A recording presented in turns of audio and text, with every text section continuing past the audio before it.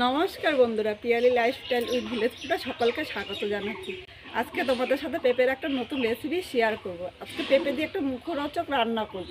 ভিডিওটা স্কিপ করবো না, প্রথম থেকে শেষ পর্যন্ত দেখতে থাকো।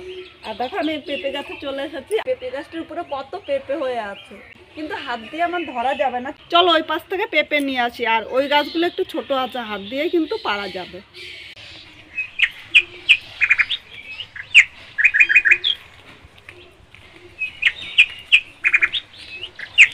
এই গাছটা দেখো পেঁপে হয়ে আছে, থেকে আমি একটা পেঁপে পেরে নিচ্ছি।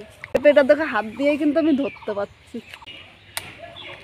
এই পেঁপেটা আজকে পেরে নিলাম, আর এটা দিয়ে চলো রান্না করব। ভিডিওটা স্কিপ করবে না, ভিডিওটা কিন্তু দুর্দান্ত হতে চলেছে।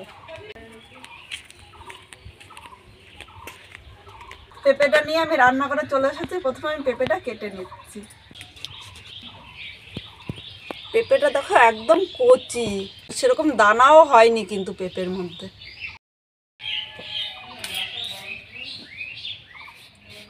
পেঁপের এই পেছনটা আমি একটু মোটা করে কেটে নিয়েছি, আর ভিতরটা কিন্তু এইভাবে ভালো করে পরিষ্কার করে নেবে। আমি বটির এই মাথাটা দিয়ে ভেতরটা ভালো করে পরিষ্কার করে নিচ্ছি। ভেতরটা এইভাবে পরিষ্কার করে নেবে। এটা কেটে সাথে সাথে আমি জলের মধ্যে দিয়ে দিলাম। আমি হাফ পেঁপে নিয়েছি, তোমাদের যতটা প্রয়োজন ততটাই কিন্তু নিয়ে নেবে। আর এই হাফ পেঁপেটা রেখে দিলাম, এটা দিয়ে তোমাদের আরেকটা তরকারি করে দেখাবো। এবার পেঁপেটা আমি 3-4 বার পরিষ্কার জল দিয়ে ভালো করে ধুয়ে নেবো।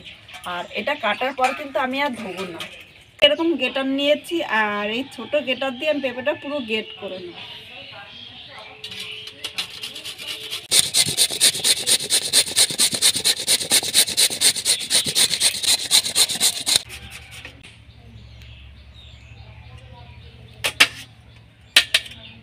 এখানে সব পেঁপেগুলো আমি গেট করে নিয়েছি, আর এইভাবেই কিন্তু গেট করে নেবে।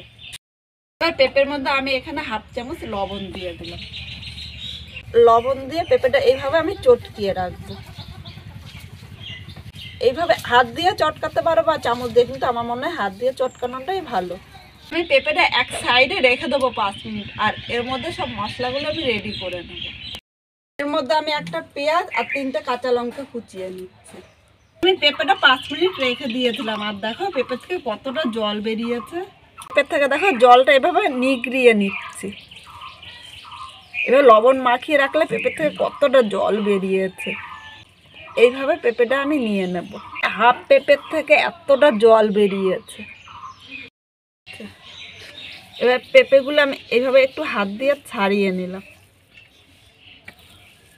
এবার পেঁপের মধ্যে আমি একে একে সব কিছু দিয়ে দেব।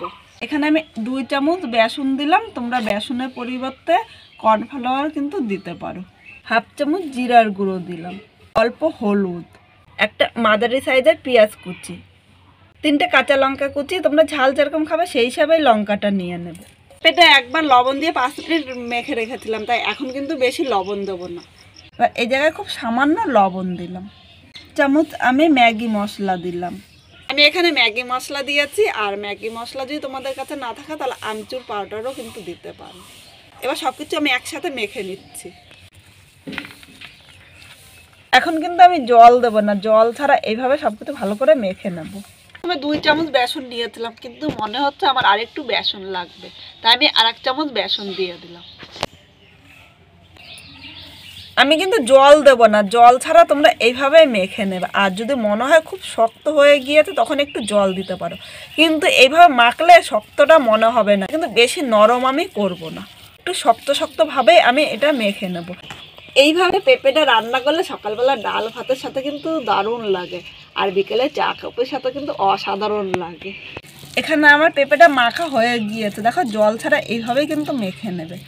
এবার আমি এটা সুবিধার জন্য তোমরা কিন্তু আগেও করে নিতে পারো বা পরেও করে নিতে পারো। আমি হাতে এইভাবে চ্যাপটা করে নিলাম। এইভাবে আগের থেকে করে নিলে আমার ভাজার সময় কিন্তু খুব সুবিধা হবে।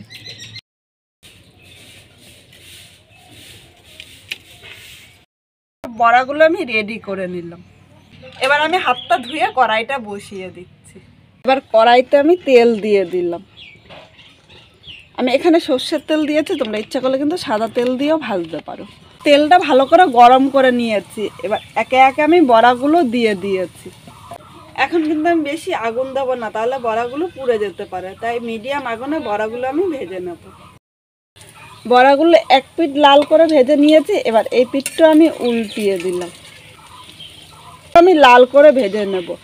বন্ধুরা, আজকে খুব সাধারণভাবে তোমাদের রান্নাটা করে দেখালাম, তোমাদের কীরকম লাগলো অবশ্যই কমেন্ট করে কিন্তু জানিও। এখানে বড়াগুলো কিন্তু একদম লাল করে ভেজে নিয়েছি, এবার আমি তেল ছাড়া এভাবে তুলে নেব। এরকম আরও নতুন নতুন রান্না পেতে আমার চ্যানেলটি সাবস্ক্রাইব করে দিও। তোমাদের যদি কোনো রান্না দেখতে চাও অবশ্যই কমেন্ট করে জানিও, আমি কিন্তু তোমাদের সেই রান্নাটাই করে দেখাবো। একইভাবে আমি সবগুলো ভেজে নিয়েছি, ভাজার পর ভেতরটা কত সুন্দর হয়েছে।